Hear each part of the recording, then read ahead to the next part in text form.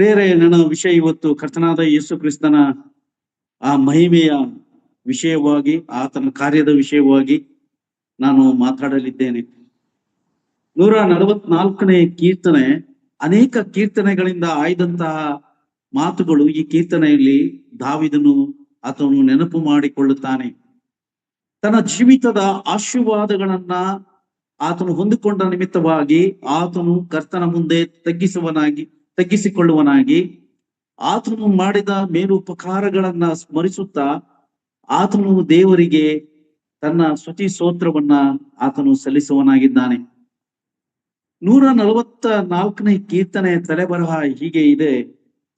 ಅಲ್ಲಿ ಬರೆಯಲ್ಪಟ್ಟಂತ ಜಯ ಪ್ರಾರ್ಥನೆಯು ಸೌಭಾಗ್ಯವು ನಿರೀಕ್ಷಿಸುವಂತೆ.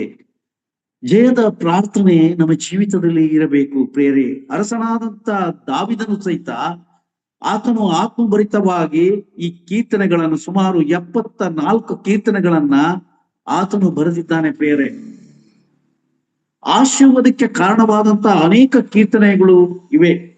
ನಾವು 91ನೇ ಕೀರ್ತನೆಯನ್ನು ನೋಡುವಾಗ ಇಸ್ರಾಯೇಲ್ ಜನರಿಗೆ ಅತಿ ಶ್ರೇಷ್ಠವಾದಂತಹ, ಅದು ದೇವರು ಮಾಡಿದಂತಹ ಕಾರ್ಯಗಳನ್ನ ನಿಮಿತ್ತವಾಗಿ ಅವರು ದೇವರನ್ನ ಮಹಿಮೆ ಪಡಿಸುವಂತವರು ಆಗಿದ್ದಾರೆ ಪ್ರಿಯರೇ.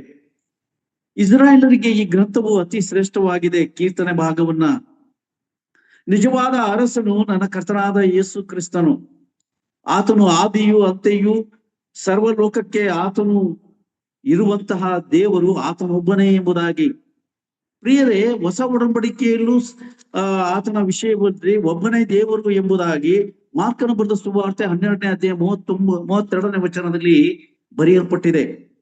1 ತಿಮೋತಿ 2ನೇ ಅಧ್ಯಾಯ 5ನೇ ವಚನ, ದೇವರಿಗೂ ಮನುಷ್ಯರಿಗೂ ಮಧ್ಯಸ್ಥನಾಗಿರುವಂತ ಒಬ್ಬನೇ ದೇವರು ಎಂಬುದಾಗಿ. ಅದೇ ರೀತಿ ಯಾಕೋಬನು ಸಹಿತ 2ನೇ ಅಧ್ಯಾಯ 19ನೇ ವಚನದಲ್ಲಿ ಆ ಏಕರ ದೇವರ ವಿಷಯದಲ್ಲಿ ಬರೆಯಲ್ಪಟ್ಟಿದೆ ಪ್ರಿಯರೇ. ಇನ್ನು ಯಾಕೆ ನಿಮ್ಗೆ ಹೇಳುತ್ತೇನೆ ಎಂಬುದಾಗಿ ನೋಡುವಾಗ, ಭೂತ ವರ್ತಮಾನ ಭವಿಷ್ಯತ್ ಕಾಲಗಳಲ್ಲಿರುವಂತಹ ತ್ರೇಕತ್ವವುಳ್ಳಂತಹ ಭೂತ ವರ್ತಮಾನ ಭವಿಷ್ಯತ್ ಕಾರ್ಯಗಳಲ್ಲಿ ಆತನ ವ್ಯಕ್ತಿತ್ವದ ಸೂಚನೆಯನ್ನ ತಿಳಿಸುವಂಥದ್ದು ಆಗಿದೆ ಪ್ರಿಯರೇ. ನಿಜವಾಗ್ಲೂ ಇವತ್ತು ನನಗೆ ಈ ಸಮಯ ಸಿಕ್ಕಿದ್ದು ದೇವರು ಒದಗಿಸಿಕೊಟ್ಟಿರುವಂತ. ನನಗೆ ಮುಂಜಾನೆಯಿಂದಲೂ ದೇವರ ವಾಕ್ಯವನ್ನ ಗಮನಿಸು ಎಂಬ ಆತ್ಮನ ಪ್ರೇರಣೆ ನಡುವಾಗ ನಾನು ಈ ಕೀರ್ತನೆ ಮಾಡಿದ್ದೇನೆ. ಆದರೆ 1ರಿಂದ 5ನೇ ವಚನದವರೆಗೂ ಇನ್ನೂ ಕೆಲವು ಆಲೋಚನೆಗಳನ್ನ ನಿಮ್ಮೊಟ್ಟಿಗೆ ಹಂಚಿಕೊಳ್ಳಬೇಕೆಂಬ ಮನಸ್ಸು ನನ್ನಲ್ಲಿದ್ದಾಗ ನಿಮ್ಮ ಮುಂದೆ ಬಂದು ನಿಂತಿದ್ದೇನೆ ಪ್ರಿಯರೇ.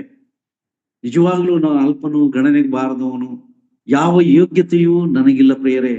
ದೇವರ ಸಮಕ್ಷೇಮದಲ್ಲಿ ನಿಂತುಕೊಳ್ಳುವಂತ ಮತ್ತು ದೇವಜನರ ಮುಂದೆ ನಿಂತುಕೊಳ್ಳುವಂತ ಭಾಗ್ಯ ನನಗಿಲ್ಲ. ಆದರೂ ದೇವರು ನಮ್ಮನ್ನ ಕನಿಕರದೇ ತೋರಿಸಿ ಆತನು ಮಮತೆಯಿಂದ ಪ್ರೀತಿಯಿಂದ ಶಾಶ್ವತವಾಗಿ ನಿನ್ನನ್ನು ಪ್ರೀತಿಸುತ್ತೇನೆ ಎಂಬುದಾಗಿ ಹೇಳಿದ ಮಾತಿನ ನಿಮಿತ್ತವಾಗಿ ನಾನು ಇಲ್ಲಿ ಬಂದಿದ್ದೇನೆ ಪ್ರಿಯರೇ. ದೇವರ ಅನೇಕ ಸ್ವಭಾವಗಳು, ವ್ಯಕ್ತಿತ್ವ, ಗುಣಲಕ್ಷಣಗಳು ಸತ್ಯವೇದದಲ್ಲಿ ಮಾತ್ರ ನೋಡುವುದಕ್ಕೆ ಸಾಧ್ಯ. ಲೋಕದಲ್ಲಿ ನಿಜ ದೇವರನ್ನ ಹುಡುಕುವವರು ಬಹಳಷ್ಟು ಜನ ಇದ್ದಾರೆ ಪ್ರಿಯರೇ. ಆದರೆ ನಿಜ ದೇವರು ಈ ಸತ್ಯವೇದದಲ್ಲಿ ಮಾತ್ರ ಕಾಣುವುದಕ್ಕೆ ಸಾಧ್ಯ ಪ್ರಿಯರೇ. ನಮ್ಮ ದೇವರು ವಿಗ್ರಹನಲ್ಲ. ಹಿಂದೂಗಳಿಗೆ ಅದು ವಿಗ್ರಹ.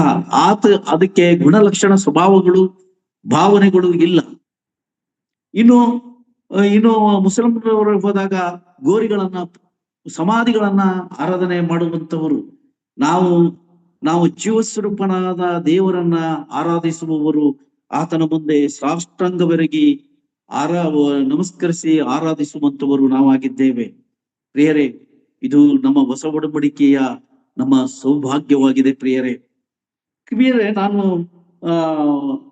ನಿಮ್ಮ ಮಧ್ಯೆ ಕೆಲವು ಅದ್ಭುತವಾದಂತ ದೈವಿಕವಾದಂತ ಆಲೋಚನೆ ನಿಮ್ಮೊಟ್ಟಿಗೆ, ನಿಮ್ಮನ್ನ ಭಕ್ತಿಯಲ್ಲಿಯೂ ಸಭಾ ಮಧ್ಯೆಯಲ್ಲಿ ದೇವರನ್ನ ಸ್ತುತಿಸುವಲಿಕ್ಕೂ ಅನೇಕ ವಿಷಯಗಳನ್ನು ಹೊತ್ತುಕೊಂಡು ತಂದಿದ್ದೇನೆ ಪ್ರಿಯರೇ. ಇವತ್ತು ದೇವರು ನಾನು ಬೆಳಗಿಂದ ಆರೋಗ್ಯವಾಗಿಲ್ಲ. ಸೀತಾ ಬ್ರದರ್, ನಾನು KSS ಮೀಟಿಂಗ್ ಅಲ್ಲಿ ಜಾಯ್ನ್ ಆದಾಗ ಸೈಮನ್ ಬ್ರದರ್ ಕೇಳಿದ್ರು, ಏನು ಮೂಗನ್ನ ಖರ್ಚು ಬಿಟ್ಕೊಂಡಿದ್ದೀರಾ ಎಂಬುದಾಗಿ ಹೇಳಿದಾಗ ಸೀತಾ, ಆದರೆ ದೇವರು ನನ್ನನ್ನ ಆತ್ಮಿಕವಾಗಿ ಬಲಪಡಿಸಿ ನಿಮ್ಮ ಮುಂದೆ ತಂದಿದ್ದಾನೆ. ದೇವರಿಗೆ ಕೋಟಿ ಕೋಟಿ ಸ್ತೋತ್ರ ಪ್ರಿಯರೇ. ಆತನು ಆರೋಗ್ಯದಾಯಕನು ಎಂಬುದಾಗಿ ವಿಮೋಚನಾ ಕಾಂಡ 15:26 ನಾವು ನೋಡುತ್ತೇವೆ. ಇಸ್ರಾಯೇಲರಿಗೆ ಆತನಿಗೆ ತಕ್ಕಂತೆ ಆತನ ಮಾತುಗಳಿಗೆ ವಿಧೇಯರಾಗಿ ಆತನ ಮಾತುಗಳನ್ನು ಅನುಸರಿಸಿ ನಡುವವರಿಗೆ ನಾನು ಆರೋಗ್ಯ ಕೊಡುತ್ತೇನೆ ಎಂಬುದಾಗಿ ವಾಗ್ದಾನ ಮಾಡಿದಂತಹ ದೇವರು. ಬೇರೆ ಸತ್ಯವೇದದಲ್ಲಿ ಅನೇಕ ಆಶೀರ್ವಾದಗಳನ್ನು ಹೊಂದುವಂತ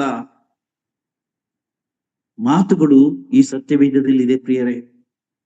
ಯಾಕೆ ನಿಮ್ಮ ಮುಂದೆ ಇಷ್ಟೊಂದು ವಿವರಣೆಯನ್ನ ಕೊಡ್ತೇನೆ ಎಂಬುದಾಗಿ ನೋಡುವಾಗ, ಸಾಲದಲ್ಲಿ ಸತ್ತು ಹೋದಂಥವನು, ಅವಮಾನದಲ್ಲಿ ಬಿದ್ದಂಥವನು, ದೇವರ ಮಹಿಮೆಯನ್ನು ಕಾಣದೇ ಇದ್ದಂಥವನು ಇವತ್ತು ನಿಮ್ಮ ಮುಂದೆ ಸಾಲ ಇಲ್ಲದವನಾಗಿ, ದೇವರು ನಾನು ಬಡವನಾಗಿರದೆ ಶ್ರೀಮಂತನಾಗದೆ ಮಧ್ಯದಲ್ಲಿ ನನ್ನನ್ನ ದಿನ ಪೋಷಿಸುತ್ತಾ ಪರಿಪಾಲಿಸುತ್ತಾ ನನ್ನ ನಡೆಸುವಂತಹ ಕುರುಬನು ಆತನಾಗಿದ್ದಾನೆ.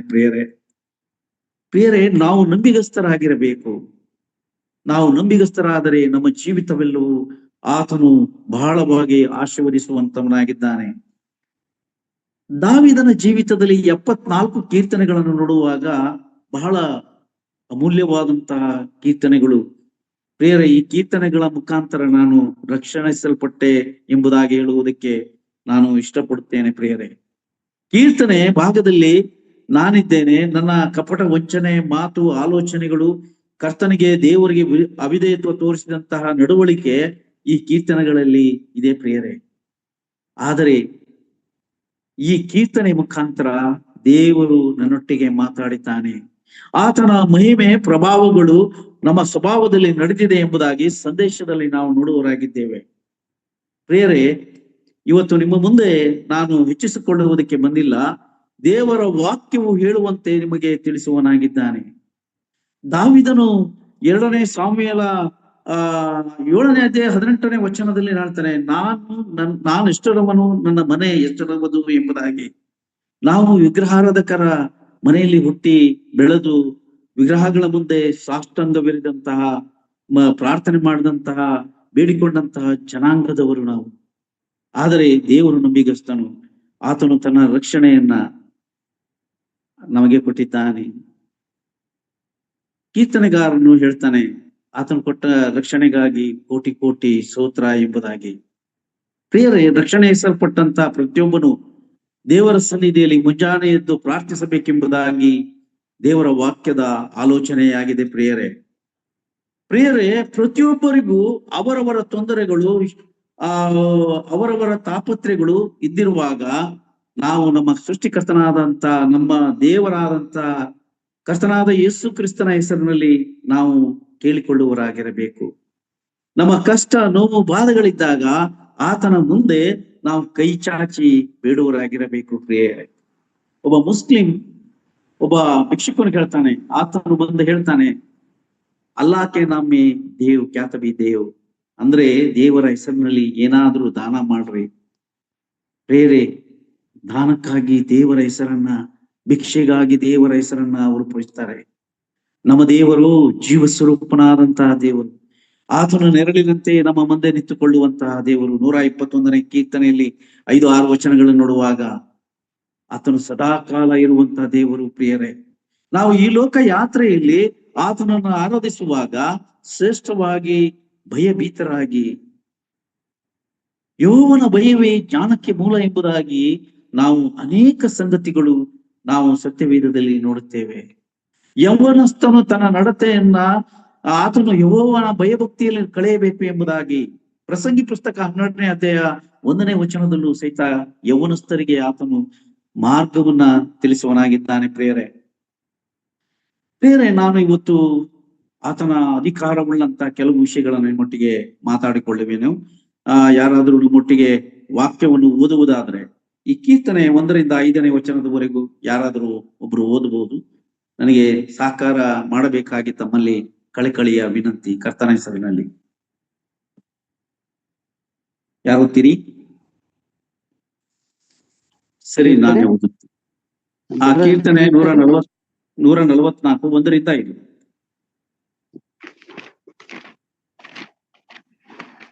ನನ್ನ ಶರಣನಾದ ಯೆಹೋವನಿಗೆ ಕೊಂಡಾಟವಾಗಲಿ. ಆತನು ನನ್ನ ಕೈಗಳಿಗೆ ಯುದ್ಧ ವಿದ್ಯೆಯನ್ನು ನನ್ನ ಬೆರಳುಗಳಿಗೆ ಕಾಳಗವನ್ನು ಕಲಿಸಿದ್ದಾನೆ.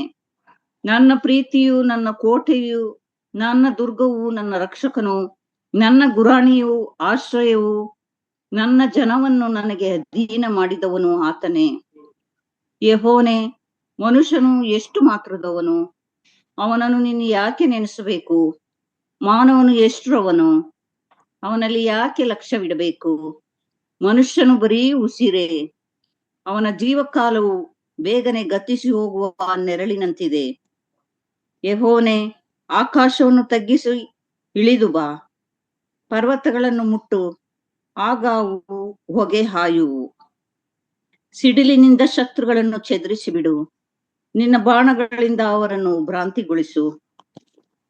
ಮೇಲಣ ಲೋಕದಿಂದ ಕೈ ಚಾಚಿ ಮಹಾ ಜಲರಾಶಿಯೊಳಗಿಂದ ನನ್ನನ್ನು ಎಳೆದುಕೋ.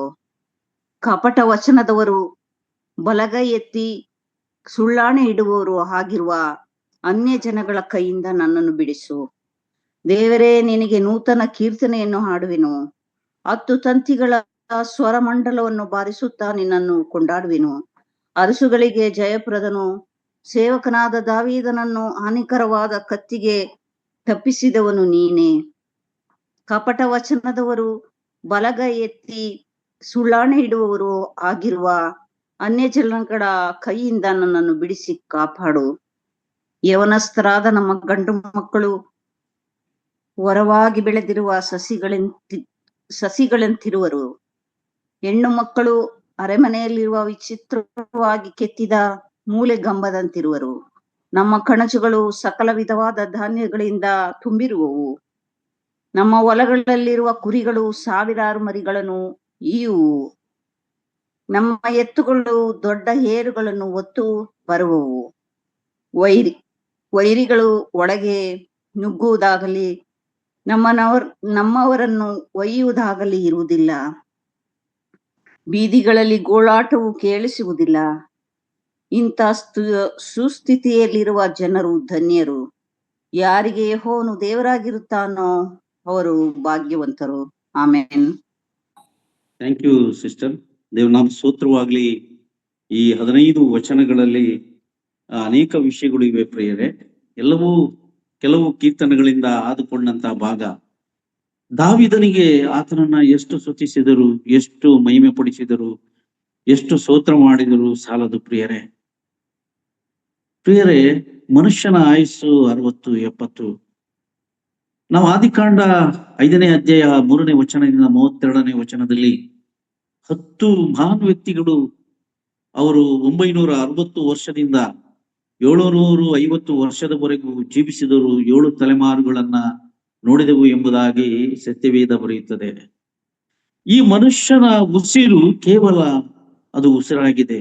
ಹುಲ್ಲು ಒಣಗಿ ಹೋಗುವುದು, ಹೂವು ಬಾಡಿ ಹೋಗುವುದು, ಕರ್ತನ ಮಾತು ಸದಾಕಾಲ ಇರುವುದು. ಆ ಮಾತು ಯಾವುದೆಂದರೆ ಅದು ಸಾರಲ್ಪಟ್ಟಂತ ಹೊಸ ಒಡಂಬಡಿಕೆಯ ಸುವಾರ್ತೆ. ಪ್ರಿಯರೇ, ನಮಗೆ ಎಲ್ಲವೂ ಗೊತ್ತಿದೆ, ಎಲ್ಲವೂ ತಿಳಿದಿದೆ. ಕ್ರಿಸ್ತನಿಗಾಗಿ ಜೀವಿಸುವಂತ ಸೇವಕರು ನಮಗೆ ಬೇಕಾಗಿದ್ದಾರೆ. ಕ್ರಿಸ್ತನಿಗಾಗಿ, ಕ್ರಿಸ್ತನ ಜೀವಿತಕ್ಕಾಗಿ ಸೇವೆ ಮಾಡುವಂತ ಸೇವಕರು ನಮಗೆ ಬೇಕಾ. ಎಲ್ಲರೂ ಅವರ ಕುಟುಂಬಕ್ಕಾಗಿ, ಅವರ ಏಳಿಗೆಗಾಗಿ, ಅವರ ಅಂತಸ್ತಿಗಾಗಿ, ಅವರ ಘನ ಗೌರವಕ್ಕಾಗಿ ಇವತ್ತು ಸೇವೆ ಸಭಾ ಮಧ್ಯದಲ್ಲಿ ನಡೆಯುತ್ತದೆ ಪ್ರಿಯರೇ.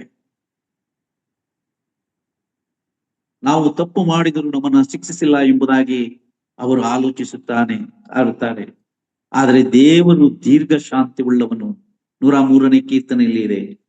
ಅರಸನಾದಂತ ದಾವೀದನು ಆತನು ದಾವೀದನು ಹೇಳ್ತಾನೆ, ದೇವರು ಯಾರಾಗಿದ್ದಾನೆ, ಏನಾಗಿದ್ದಾನೆ, ಆತನ ಮುಂದೆ ನನ್ನ ಸ್ಥಿತಿ, ಯಥಾಸ್ಥಿತಿ ಏನಾಗಿದೆ ಎಂಬುದಾಗಿ ಅರಸನಾದಂತ ದಾವೀದನು ತಿಳಿಸುವನಾಗಿದ್ದಾನೆ. ತನ್ನ ಹೆಣ್ಣು ಕೊಟ್ಟ ಮಾವ 22 ಬಾರಿ ಕೊಲ್ಲುವುದಕ್ಕೆ ಬಂದಂತವನು.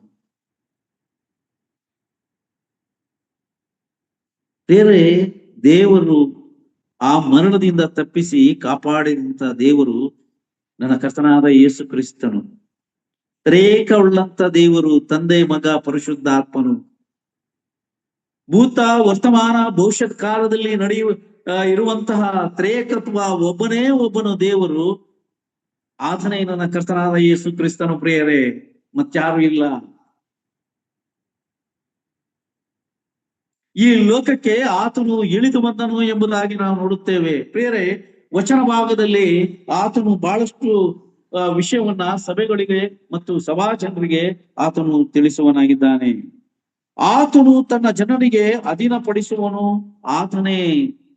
ಅಂದ್ರೆ ಅರಸನು ತನ್ನ ಅರಸತನವನ್ನ, ಆ ಅರಸತನಕ್ಕೆ ತಕ್ಕಂತ ಜನರನ್ನ, ಅಧೀನ ಅಂದ್ರೆ ಅರಸನು ಹೇಳಿದ ಕೆಲಸವನ್ನ ಮಾಡುವಂಥದ್ದು. ಪ್ರಿಯರೇ, ಮತ್ತಾಯನ ಬರೆದ ಸುವಾರ್ತೆ 16ನೇ ಅಧ್ಯಾಯ 19ನೇ ವಚನವನ್ನ ನಾವು ಓದಿಕೊಳ್ಳೋಣ.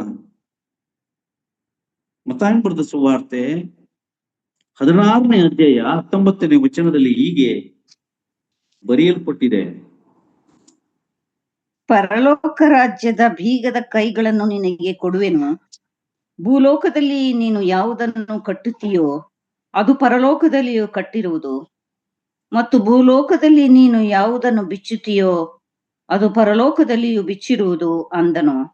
ಆಗ ಆತನು, ನಾನು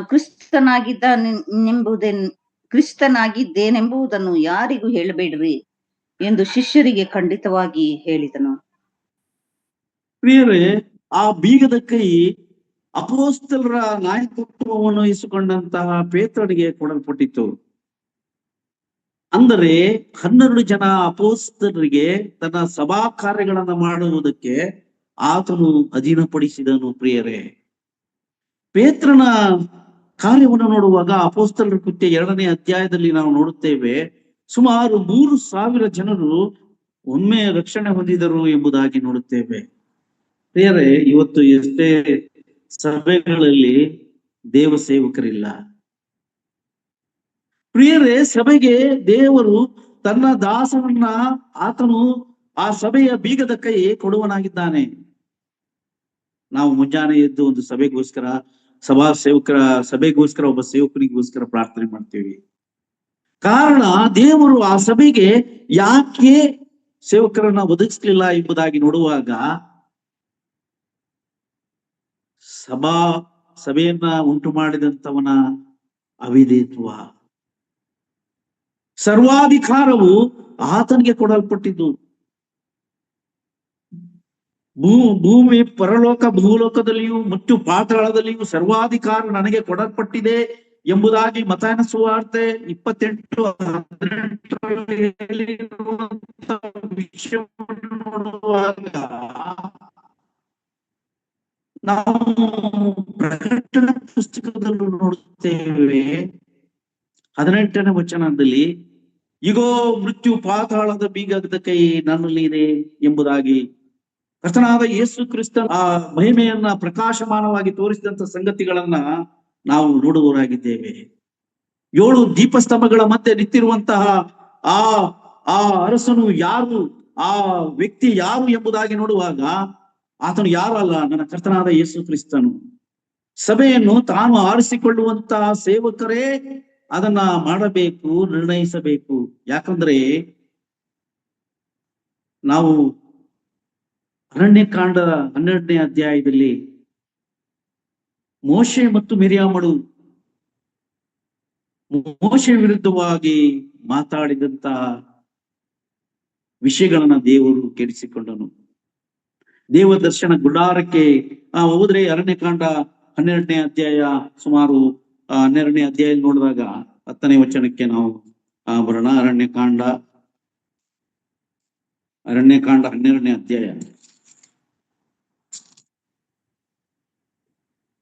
12ನೇ ಅಧ್ಯಾಯ ನೋಡ್ರಿ. ಆ ಮೇಘವು ದೇವ ದರ್ಶನದ ಗುಡಾರದ ಬಳಿಯಿಂದ ಹೋದಾಗ ಆಹಾ ಮಿರ್ಯಾಮಳಿಗೆ ತೊನ್ನು ಹತ್ತಿದ್ದರಿಂದ ಆಕೆಯ ಬ್ರದರ್ ಥ್ಯಾಂಕ್ ಯು ಬ್ರದರ್. ಮಿರ್ಯಾಮಳಿಗೆ ಮತ್ತು ಅರೋನನಿಗೆ ಆತನು ದೇವದರ್ಶನ ಗುಡಾರಕ್ಕೆ ಕರೆಯುತ್ತಾನೆ.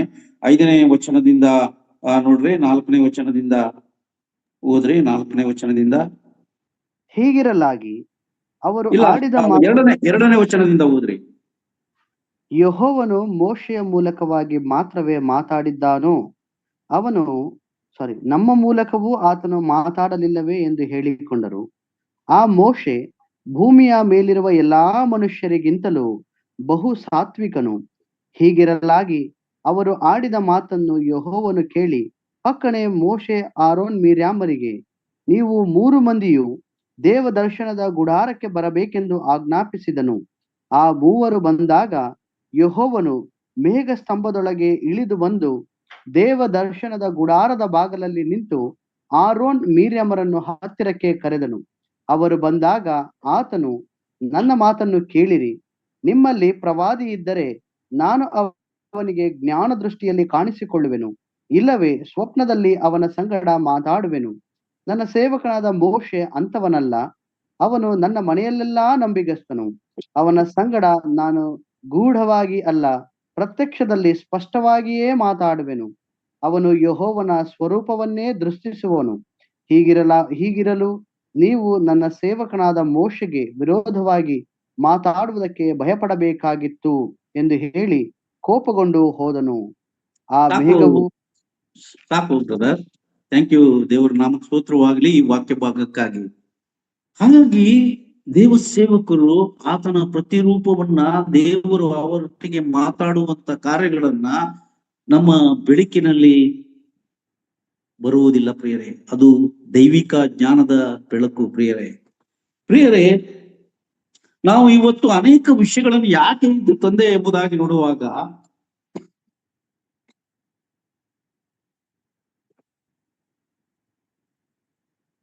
ದೇವರು ಮಹೋನ್ನತನು. ಆತನ ಬೆಳಕಿನಲ್ಲಿ ಮಾನವನು ಸಂಪೂರ್ಣವಾಗಿ ಪ್ರಾಮುಖ್ಯತೆ ಇಲ್ಲದವನಾಗಿದ್ದಾನೆ.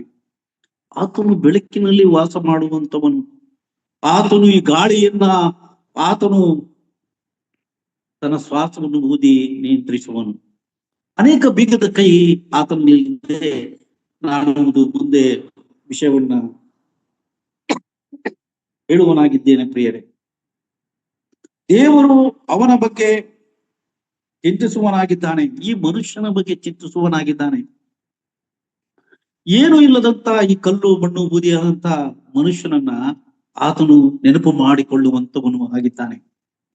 ನಾವು ದೇವದರ್ಶನ ಗುಡಾರದ ವಿಷಯದಲ್ಲಿ ಮಾತಾಡಿದ್ದೇವೆ. ಆ ದೇವದರ್ಶನ ಗುಡಾರದ ಪ್ರಾಮುಖ್ಯತೆಯಲ್ಲಿ ಪ್ರಕಟಣೆ ಪುಸ್ತಕ 1ನೇ ಅಧ್ಯಾಯ 12ನೇ ವಚನವನ್ನ ಓದ್ರಿ ಬ್ರದರ್. 12ನೇ ವಚನ, ಪ್ರಕಟಣೆ ಪುಸ್ತಕ ನನ್ನ ಸಂಗಡ 1ನೇ ಅಧ್ಯಾಯ 12ನೇ ವಚನ. ನನ್ನ ಸಂಗಡ ಮಾತಾಡುತ್ತಿದ್ದ ಶಬ್ದವು ಯಾರದೆಂದು ನೋಡುವುದಕ್ಕೆ ಹಿಂದಕ್ಕೆ ತಿರುಗಿದಾಗ 7 ಚಿನ್ನದ ದೀಪ ಸ್ತಂಭಗಳನ್ನು, ಆ ದೀಪ ಸ್ತಂಭಗಳ ಮಧ್ಯದಲ್ಲಿ ಮನುಷ್ಯ ಕುಮಾರನಂತೆ ಇರುವವನನ್ನು ಕಂಡೆನು. ಆತನು ನಿಲುವಂಗಿಯನ್ನು ತೊಟ್ಟು ಚಿನ್ನದ ಪಟ್ಟಿಯನ್ನು ಎದೆಗೆ ಕಟ್ಟಿಕೊಂಡಿದ್ದನು. ಆತನ ತಲೆಯ ಕೂದಲು ಬಿಳಿ ಉಣ್ಣೆಯಂತೆಯೂ ಹಿಮದಂತೆಯೂ ಬೆಳ್ಳಗಿತ್ತು. ಆತನ ಕಣ್ಣುಗಳು ಸಾಕು ಬ್ರದರ್, ಥ್ಯಾಂಕ್ ಯು. ಸಾಕು ಥ್ಯಾಂಕ್ ಯು. ದೇವ್ರ ನಾಮ ಸ್ತೋತ್ರ ಹೋಗ್ಲಿ. ಇಲ್ಲಿ ಒಂದು ಸಂದೇಶವನ್ನ ನೋಡ್ತೇವೆ ನಾವು. 7 ಸಭೆಗೆ ಆತನು ತಿಳಿಸಿರುವಂತ ಸಂದೇಶಗಳು ಆ ಮಹಿಮಾ ಸ್ವರೂಪನಾದಂತ ಕ್ರಿಸ್ತನ ದರ್ಶನವನ್ನ ಅಲ್ಲಿ ತನ್ನ ಅಪೊಸ್ತಲನಾದಂತ ಯೋಹಾನ ನೋಡುತ್ತಾನೆ. ಪ್ರಿಯರೇ, ನಾವು ಇಲ್ಲಿ ದೀಪಸ್ತಂಭ ಎಂಬುದಾಗಿ ನೋಡುವಾಗ ಈ ಕಾಲದಲ್ಲಿ ಸಭಾ ಮಧ್ಯದಲ್ಲಿ ದೀಪಸ್ತಂಭ ಇಲ್ಲ, ಆದರೆ ಆತನೇ ಬೆಳಕಾಗಿದ್ದಾನೆ ಸಭೆಗೆ. ಹಾಗಾಗಿ ವಿಮೋಚನಾ ಕಾಂಡ 27ನೇ ಅಧ್ಯಾಯ 20, 21 ವಚನವನ್ನ ಓದಿಕೊಳ್ಳೋಣ. 21, 21 27ನೇ ಅಧ್ಯಾಯ ವಿಮೋಚನಾ ಕಾಂಡ.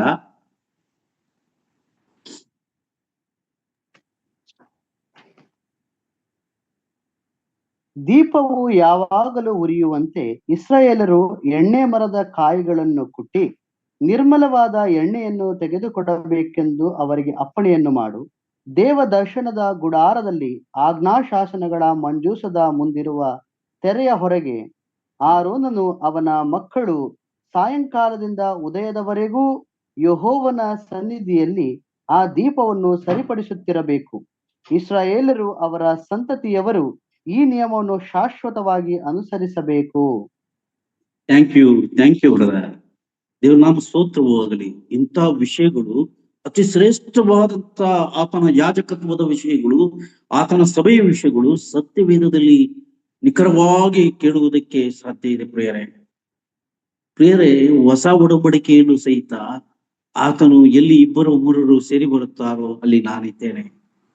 2226 ವರ್ಷಗಳು ಈ ವರ್ಷದ ಕೊನೆಯಲ್ಲಿ, ನಾವು ಈ ತಿಂಗಳ ಕೊನೆಯಲ್ಲಿ ಬಂದರೂ ಸಹಿತ ಸಭೆ ಶಾಶ್ವತವಾಗಿ ಸ್ಥಿರವಾಗಿ ಇರುವುದಕ್ಕೆ ಕಾರಣ. ಪ್ರಿಯರೇ, ಅಂತೆಯೇ ಹೊಸ ಒಡಂಬಡಿಕೆಯ ಮಹಾಯಾಜಕನಾದ ಕ್ರಿಸ್ತನು ತನ್ನ ಸಭೆ ಎಂಬ ದೀಪಸ್ತಂಭಗಳಲ್ಲಿ ಮಧ್ಯದಲ್ಲಿ ಆತನು ಸಭೆಯ ಕ್ಷೇಮಾಭಿವೃದ್ಧಿಯನ್ನು ವಿಚಾರಿಸುವವನಾಗಿ ಕಾಣಿಸಿಕೊಳ್ಳುತ್ತಾನೆ. ಪ್ರಿಯರೇ, ಒಂದು ಸಭೆ ಶ್ರೇಷ್ಠವಾಗಿ ವಾಕ್ಯಾಧಾರಿತವಾಗಿ ನಡೆಯುವುದಕ್ಕೆ ಆತನೇ ಕಾರಣ. ನಿಜವಾಗ್ಲೂ ಸೇವಕರು ಅಲ್ಲ, ಆತನು ತನ್ನ ಆಲೋಚನೆಯನ್ನು ತನ್ನ ಸೇವಕರಿಗೆ ನೀಡುವನಾಗಿದ್ದಾನೆ. ಆತನು ಕನಸಿನಲ್ಲಿಯೋ ಆತನು ಮರೆಯಲ್ಲಿಯೋ ಮಾತಾಡುವಂತ ದೇವರು. ಪ್ರಿಯರೇ, ಸಭೆಯನ್ನ ನಾವು ಗೌರವಿಸಬೇಕು. ಸಭೆಯನ್ನ ನಮ್ಮ ಆರಾಧನೆ ಸ್ಥಳ, ಆತನು ವಾಸಿಸುವಂತೆ, ಆತನ ಪ್ರಸನ್ನತೆ ಇರುವಂತಹ ಸ್ಥಳ, ಆತನ ಸ್ವರಕ್ತದಿಂದ ಸಂಪಾದಿಸಿಕೊಂಡಂತಹ ಸಭೆ. ಪ್ರಿಯರೇ, ಇನ್ನು ಆ ಬೀಗದ ಕೈಗಳು ಪೇತ್ರನಿಗೆ ಕೊಡಲ್ಪಟ್ಟಿತ್ತು ಎಂಬುದಾಗಿ ನೋಡುವಾಗ, ತಾನು ಆರಿಸಿಕೊಂಡಂತಹ ಜನರಿಗೆ ಆ ಬೀಗದ ಕೈ ಕೊಡುವನಾಗಿದ್ದಾನೆ. ಪ್ರಿಯರೇ, ತನ್ನ ಸೇವೆ ಶ್ರೇಷ್ಠವಾಗಿ ಈ ಲೋಕದಲ್ಲಿ ಪರಿಶುದ್ಧವಾಗಿ ಯೋಗ್ಯವಾಗಿ ನಡೆಯಬೇಕೆಂಬುದೇ ಆತನ ಆಲೋಚನೆ.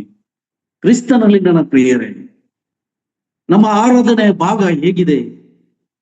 ದಾವೀದನು 74 ಕೀರ್ತನೆಯಲ್ಲಿ, ಆತನು 144 ಕೀರ್ತನೆಯಲ್ಲಿ ಹೇಳುತ್ತಾನೆ, ಆತನಿಗೆ ಕೊಂಡಾಟವು, ಸ್ತೋತ್ರವು, ಆತನು ನನಗೆ ಆಶ್ರಯವು, ಗುರಾಣಿಯು, ಏನೆಲ್ಲ ಪದಗಳನ್ನ ಹುಡುಕಿಕೊಂಡು ಆತನನ್ನು ಸ್ತುತಿಸುತ್ತಾನೆ. ಪ್ರಿಯರೇ, 60-70 ವರ್ಷದ ಜೀವಿತದಲ್ಲಿ ಆತನನ್ನ ಕಂಡುಕೊಳ್ಳದಿದ್ದರೆ ನಾವಿವತ್ತು ಈ ಲೋಕದ ಕೆಲವು ವೈಭವಗಳನ್ನ ಹುಡುಕುವುದಕ್ಕಾಗಿ ಪ್ರಯಾಸ ಪಡುತ್ತೇವೆ. ಈ ಗುಡಾರಕ್ಕೆ ಏನು ಬೇಕು ಎಂಬುದಾಗಿ, ಈ ಗುಡಾರದ ಒಳಗೆ ಇರುವ ಆತ್ಮ ಅದು ಪರಿಶುದ್ಧ ರಕ್ತದಿಂದ ತೊಳೆಯಲ್ಪಡಬೇಕು. ಪರಿಶುದ್ಧ ವಾಕ್ಯದಿಂದ ಅದು ದಿನ ದಿನ ಅದು ಮಹಿಮೆ ಪಡುತ್ತಾ ದೇವರನ್ನ ಕೊಂಡಾಡುತ್ತಾ ಇರಬೇಕು. ಇಗೋ, ನಾನು ಸತ್ತವನಾದೆನು, ಮೃತ್ಯು ಪಾತಾಳದ ಬೀಗದ ಕೈ ನನ್ನಲ್ಲಿದೆ. ಭೂತ ವರ್ತಮಾನ ಭವಿಷ್ಯತ್ ಕಾಲದಲ್ಲಿ ವರ್ತಮಾನ ಭವಿಷ್ಯತ್ ಕಾಲದಲ್ಲಿರುವಂತ ನನ್ನ ದೇವರ ಮಾತು ತ್ರೇಕತ್ವದಲ್ಲಿ, ಅಂದ್ರೆ ಭೂತ ವರ್ತಮಾನ ಭವಿಷ್ಯತ್ತು ತ್ರಿಕಾಲದಲ್ಲಿ ಇರುವಂತಹ ನನ್ನ ದೇವರು ಸರ್ವವನ್ನ, ನನ್ನ ಸಂದೇಶ ಇವತ್ತು ಆತನು ಆಲೋಚಿಸ್ತಾನೆ. ತಮ್ಮ ಹೃದಯಗಳಲ್ಲಿ ಆತನ ಮಾತುಗಳು ಮುದ್ರೆ ಒತ್ತುವಂತೆ ತನ್ನ ದೂತರಿಗೆ ಆಜ್ಞಾಪಿಸುತ್ತಾನೆ. ಕ್ರಿಸ್ತನಲ್ಲಿ ನನ್ನ ಪ್ರಿಯರೇ, ಹಾಗಾದರೆ ಆತನು 2ನೇ ವಾಕ್ಯಕ್ಕೆ ಬಂದಾಗ ಅನೇಕ ವಿಷಯಗಳನ್ನು ನೋಡ್ತೇವೆ. ಕೀರ್ತನೆಗಾರನು ಹೇಳ್ತಾನೆ, ಅನೇಕ ಸಾರಿ ಗೌರವಿಸುವಾಗ, ನಮ್ಮ ಮಾತುಗಳನ್ನು ಕೇಳುವಾಗ ನಮಗೆ ಅನಿಸುತ್ತದೆ ನಮ್ಮ ಒಳ್ಳೆತನ, ನಾವು ಈ ರೀತಿ ಇದ್ದೇವೆ ಎಂಬುದಾಗಿ ಅನೇಕರು ಚಿಂತಿಸಿಕೊಳ್ಳುತ್ತಾರೆ. ಪ್ರಿಯರೇ, ನಾನು ಒಳ್ಳೆ ಮನೆಯಲ್ಲಿದ್ದೇನೆ, ಒಳ್ಳೆ ವೈಭವ, ಒಳ್ಳೆ ಬಟ್ಟೆಗಳನ್ನು ಧರಿಸಿಕೊಳ್ಳುತ್ತೇನೆ, ಒಳ್ಳೆ ಊಟ ಮಾಡುತ್ತೇನೆ, ಒಳ್ಳೆ ನಿದ್ದೆ ಮಾಡುತ್ತೇನೆ, ಅದೇ ಶ್ರೀಮಂತಿಕೆ ಅಲ್ಲ. ಭೋಗ ಪುರುಷನು ಮತ್ತು ಲಾಜರನ ಜೀವಿತವನ್ನ ನೋಡಿದ್ರಲ್ಲ. ಇಡೀ ಲೋಕದಲ್ಲಿ ಆತನು ಸೃಷ್ಟಿಸಿ ಸತ್ತು ಹೂಳಲ್ಪಟ್ಟು ಈ ದಿನವೂ ಸಹಿತ ಎಚ್ಚರಿಸುವಂತ ನನ್ನ ದೇವರು. ನರಕದಲ್ಲಿಯೂ ಪ್ರಾರ್ಥನೆ ಗೋಳಾಟ ಅಲ್ಲಿ ಇದೆ. ಮಾರ್ಕನ ಬರೆದ ಸುವಾರ್ತೆ 14ನೇ ಅಧ್ಯಾಯ 49ನೇ ವಚನದಲ್ಲಿ ಹೇಳುತ್ತೆ, ನರಕದಲ್ಲಿ ಕಡಿಯುವ ಹುಳ ಸಾಯುವುದಿಲ್ಲ ಎಂಬುದಾಗಿ ಕರ್ತನಾದ ಯೇಸು ಕ್ರಿಸ್ತನು ನಮ್ಮನ್ನು ಉಪದೇಶಿಸುತ್ತಾನೆ. ಪ್ರಿಯರೇ, ನನ್ನ ಮಗಳು ಮೊಮ್ಮಕ್ಕಳು ರಕ್ಷಣೆ ಹೊಂದದೆ ಅಪ್ಪ ತಾತಾ ಎಂಬುದಾಗಿ ಕರೆಯುವುದಾದರೆ,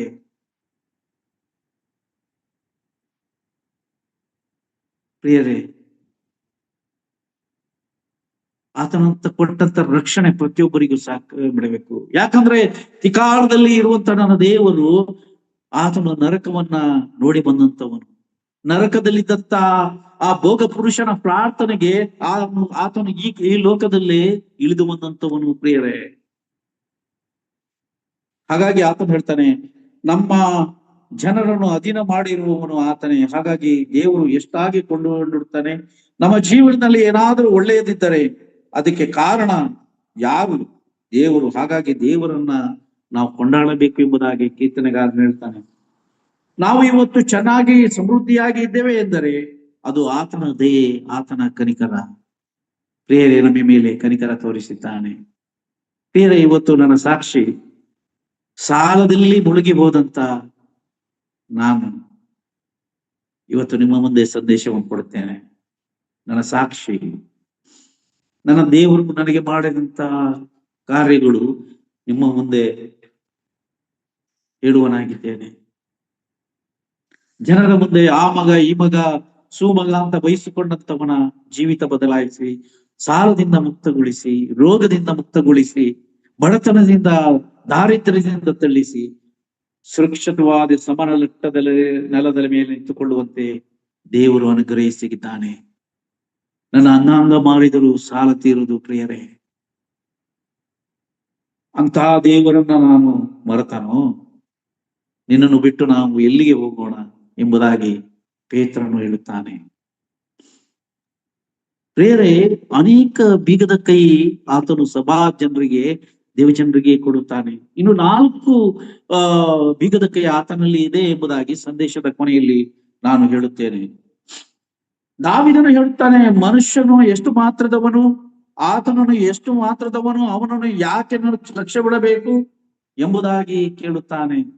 ನಾವು ಕೀರ್ತನೆ 8ನೇ ಕೀರ್ತನೆ 4ನೇ ವಚನದಿಂದ 6ನೇ ವಚನದವರೆಗೆ ಓದುತ್ತೇವೆ.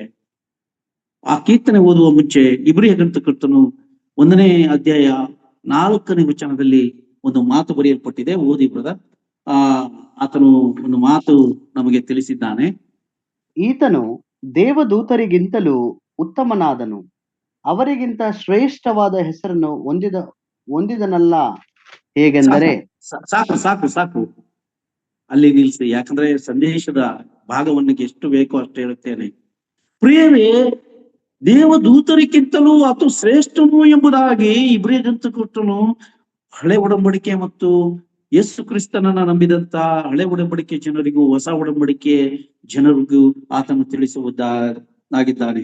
ಆತನು ಪ್ರವಾದಿಕ್ಕಿಂತಲೂ ಶ್ರೇಷ್ಠನು, ಆತನು ದೇವದೂತರಿಗಿಂತಲೂ ಶ್ರೇಷ್ಠನು, ಆತನು ಮೋಶೆಗಿಂತಲೂ ಶ್ರೇಷ್ಠನು, ಆತನು ಯೆಹೋಶುವಕ್ಕಿಂತಲೂ ಶ್ರೇಷ್ಠನು, ಆತನು ಅರೋನನ ಯಾಜಕತ್ವಕ್ಕಿಂತ ಮಿಗಿಲಾದಂತ ಯಾಜಕತ್ವಕ್ಕೆ ಆತನು ಮಹಾಯಾಜಕನಾಗಿದ್ದಾನೆ. ಮೆಲ್ಕಿ ಜೇದಕನ ಯಾಜಕತ್ವಕ್ಕಿಂತಲೂ ಅತಿ ಶ್ರೇಷ್ಠವಾದ ಯಾಜಕತ್ವ. ಆತನಿಗೆ ಮರಣವಿಲ್ಲ, ಅಂತ್ಯ ಇಲ್ಲ, ಆರಂಭ ಇಲ್ಲ, ಸದಾಕಾಲ ಇರುವಂತ ಯಾಜಕನು ಆತನಾಗಿದ್ದಾನೆ, ಯಾಜಕತ್ವ ಮಾಡುವನಾಗಿದ್ದಾನೆ. ಪ್ರಿಯರೇ, ಆತನು ಉತ್ತಮ ಒಡಂಬಡಿಕೆಯನ್ನ ಪರಿಚಯಿಸಿದವನು ನನ್ನ ಕರ್ತನಾದ ಯೇಸು ಕ್ರಿಸ್ತನು. ಪ್ರಿಯರೇ, ಹಳೆ ಒಡಂಬಡಿಕೆ ಕ್ರಿಸ್ತನಲ್ಲಿ ಅಂತ್ಯವಾಯಿತು ಎಂಬುದಾಗಿ ನಾವು ಸುವಾರ್ತೆಗಳಲ್ಲಿ ನೋಡುವರಾಗಿದ್ದೇವೆ. ಪ್ರಿಯರೇ, ನನ್ನ ಕರ್ತನಾದ ಯೇಸು ಕ್ರಿಸ್ತನ ಆತನು ಮಾಡಿದಂತ ಅದ್ಭುತಕಾರ ಮಾತುಕಾರ್ಯಗಳು ಈ ನನ್ನ ಮಾನಸಿಕ ಜ್ಞಾನದಿಂದ ಸಾಧ್ಯವಿಲ್ಲ. ಅದು ಆತ್ಮಿಕ ದೈವಿಕ ಜ್ಞಾನದಿಂದ ಮಾತ್ರ ಸಾಧ್ಯ.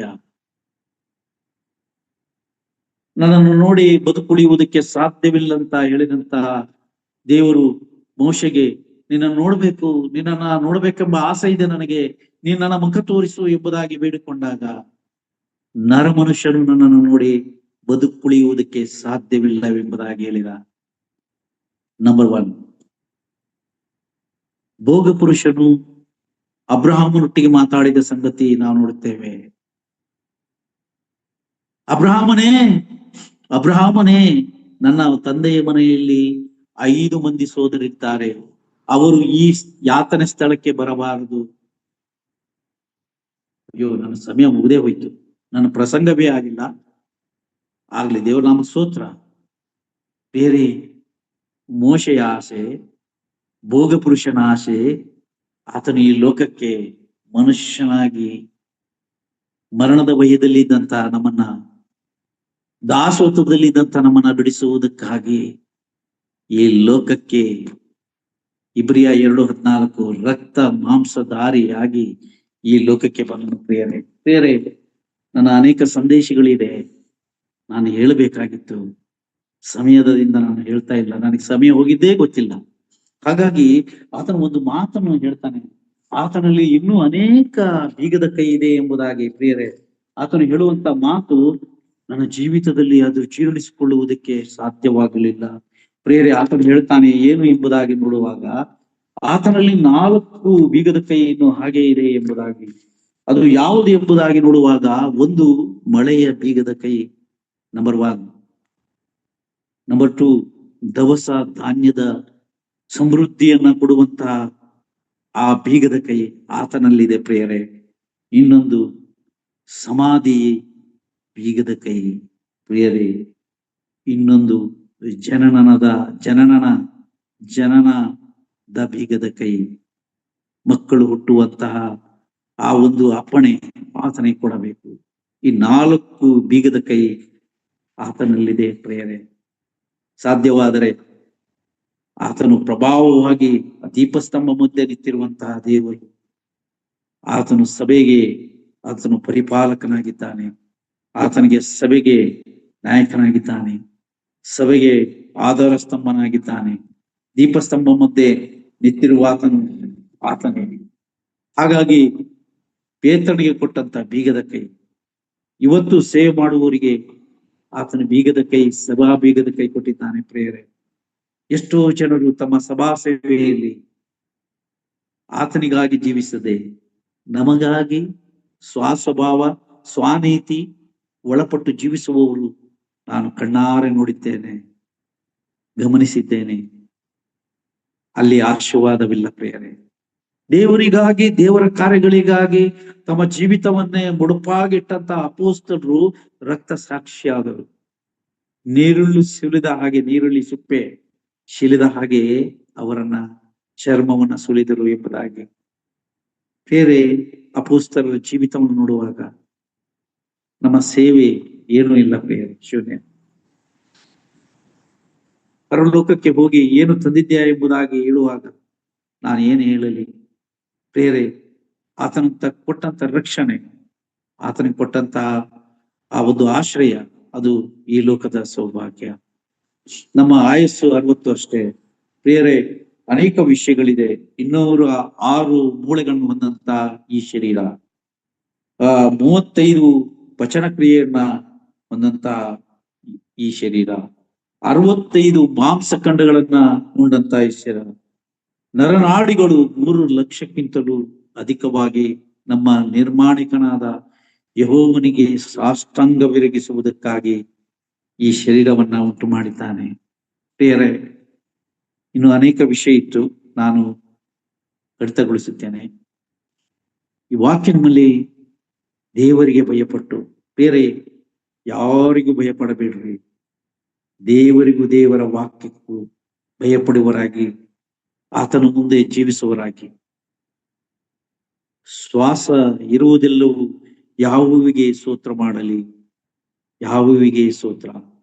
150ನೇ ಕೀರ್ತನೆ ಸಮಾಪ್ತಿಯ ಕೀರ್ತನೆ, ಸಮಾಪ್ತಿಯ ವಚನ ಅದಾಗಿದೆ. ಅದು ಶ್ವಾಸವನ್ನು ಕೊಟ್ಟಂತ ನನ್ನ ಕರ್ತನಾದಂತ ಯೇಸು ಕ್ರಿಸ್ತನು. ಬೇರೆ ದೇವರಿಗೆ ಮಹಿಮೆ ಪಡಿಸಿರಿ, ಹೋಗುವಾಗ, ಬರುವಾಗ, ಮಲಗುವಾಗ. ಇಸ್ರಾಯೇಲರು 91ನೇ ಕೀರ್ತನೆ ಅವರು ರಾತ್ರಿ ನಿದ್ರೆಗೆ ಹೋಗುವಾಗ ಅವರು ಆ ಕೀರ್ತನೆಯನ್ನು ಓದಿ ದೇವರು ಮಾಡಿದ ಈ ದಿನದ ಎಲ್ಲ ಕಾರ್ಯವನ್ನು ಒಪ್ಪಿಸಿ ನಿದ್ರೆಗೆ ಹೋಗುತ್ತಿದ್ದರು. 14, 15, 16 ವಚನಗಳು ಇದೆ. ಒಬ್ಬರ ಮನೆಯಲ್ಲಿ ನಾನು ಸಂದೇಶಕ್ಕಾಗಿ ನನ್ನನ್ನು ಕರೆದರು. ಸಾಲಬಾಧೆ, ಕಣ್ಣೀರು, ಬಾಧೆಯಲ್ಲಿದ್ದಂತ ಕುಟುಂಬ ಇವತ್ತು ಅವರು ಸಾಕ್ಷಿ ಹೇಳುತ್ತಾರೆ. 14, 15, 16 ನಾನೊಬ್ಬ ಸೇವಕರನ್ನು ಕರ್ಕೊಂಡೋದೆ. ನನ್ನನ್ನು ಬಿಟ್ಟು ಅವರೇ ಸೇವೆ ಹೇಳಿದ್ರು. ಆ ಮನೆಯವರು ಹೇಳಿದ್ರು, ನೀವು ಒಂದು ವಚನವನ್ನ ಹೇಳ್ರಿ. ಆಗ 91ನೇ ಕೀರ್ತನೆ 14, 15, 16 ಇವತ್ತು ಆ ಸೋದರ ಅನ್ಯ ಜನಾಂಗದವನು ಆತನ ಕಣ್ಣುಗಳಲ್ಲಿ, ನನ್ನ ಉಪದೇಶದಲ್ಲಿ ಆತನು ಕಣ್ಣೀರು ಹಾಕಿದನು. ಕಣ್ಣೀರು ನನಗಲ್ಲ, ನನ್ನ ಕರ್ತನಾದ ಯೇಸು ಕ್ರಿಸ್ತನಿಗೆ. ಮಾತು ಆತನದು, ಕಾರ್ಯ ನಮ್ಮದು. ಆತನು ಸಾಲ ಇಲ್ಲದವನಾಗಿ ಇಂದು ಮಂಗಳೂರು ಭಾಗದಲ್ಲಿ ತನ್ನ ಕಾರ್ಯವನ್ನ ಮಾಡುತ್ತಿದ್ದಾನೆ. ನನಗೂ ಯಾವಾಗಲೂ ಫೋನಲ್ಲಿ ನಮ್ಮ ಆತ್ಮಿಕ ವಿಷಯಗಳನ್ನ ಮಾತಾಡುವನಾಗಿದ್ದಾನೆ. ಪ್ರಿಯರೇ, ನಾವು ಮಾಡುವಂತ ಕಾರ್ಯ ಅದು ಫಲಕಾರಿಯಾಗಿರಬೇಕು. ಹಾಗಾಗಿ ಈ ವಾಕ್ಯ ಭಾಗಕ್ಕೆ ಅವಕಾಶ ಕೊಟ್ಟಂತ ಸೈಮನ್ ಬ್ರದರಿಗೆ ನಾನು ಹೃದಯಪೂರ್ವಕವಾದಂತ ಲೋಕದಲ್ಲಿ ಅನೇಕ ಬೋಧಕರಿದ್ದಾರೆ, ಅನೇಕ ಪಾಂಡಿತ್ಯ ಉಳ್ಳವರಿದ್ದಾರೆ. ಒಂದು ಮಾತನ್ನು ಹೇಳ್ತೇನೆ, ದೇವರ ಸತ್ಯತೆಗಳು ಎಲ್ಲಿದೆ ಎಂಬುದಾಗಿ ನೋಡುವಾಗ, ಐಗುಪ್ತದಲ್ಲಿ ಫರೋಹನ ಅರಸನಲ್ಲಿ ಪಾಂಡಿತ್ಯ ಜ್ಞಾನವುಳ್ಳಂತ ಅನೇಕರಿದ್ದರೂ ಸಹಿತ ದೇವರು ಯೋಸೇಫನನ್ನ ಐಗುಪ್ತದಲ್ಲಿ ನಡೆಸಿ ಆತನು ಸರ್ವಾಧಿಕಾರಿ ಮಾಡಿದನು. ದಾನಿಯೇಲನ ಆಸ್ಥಾನದಲ್ಲಿ ಅನೇಕರು ಮಹಾಪಂಡಿತರಿದ್ದರು, ಆದರೆ ದೇವರು ದಾನಿಯೇಲನನ್ನು ಕಳಿಸಿ ದಾನಿಯೇಲನಿಟ್ಟು ಅನೇಕ ದೇವರ ಮಹತ್ಕಾರ್ಯಗಳನ್ನು ಮಾಡುವಂತೆ ಕೃಪಿಸಿದನು. ಹಾಗಾಗಿ ಆತನು ಪ್ರಾರ್ಥಿಸಿದಾಗ ಸಿಂಹದ ಗವಿಯಲ್ಲಿ ಸಿಂಹಗಳು ಬಾಯನ್ನು ಕಟ್ಟಿದಂತ ಪ್ರಾರ್ಥನೆ ನನ್ನ ಕರ್ತನಾದ ಯೇಸು ಕ್ರಿಸ್ತನು ಮಾಡಿದನು. ದೇವರ ನಾಮ ಸ್ತೋತ್ರವಾಗಲಿ. ದೇವರ ನಾಮಕ್ಕೆ ಸ್ತೋತ್ರ. ನಿಮ್ಮೆಲ್ಲರಿಗೂ ವಂದನೆಗಳು.